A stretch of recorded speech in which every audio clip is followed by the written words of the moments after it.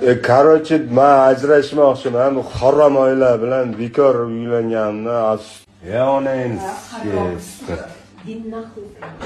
etdan tarqagan haromi, chort namanganlik muz. Xotinim bilan Mansanga borib, ozgina xunuk ishlab ketdi, ozgina urushib qoldik.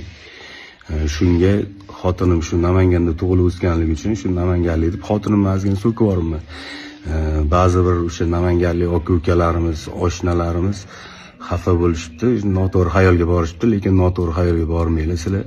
Men hech qachon birorta bir viloyatni ajratgan odam emasman, chunki biz san'atkor, biz shu xalq ketidan tirikchilik qilamiz aslida. Shuning uchun noto'g'ri xayolga bormasliklarini so'rab qolaman aziz muxlislardan, hammanglardan.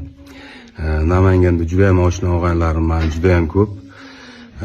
Qaynatamni ham juda hurmat qilganim uchun shu Namangandan uylanganman o'zi asli. Sizlarni juda yaxshi ko'raman. Sizlarni hurmat qilaman. Yurakda sizlar namanganliklar. Hech qachon unaqa noto'g'ri xayolga bormanglar men haqimda. Men sizlarni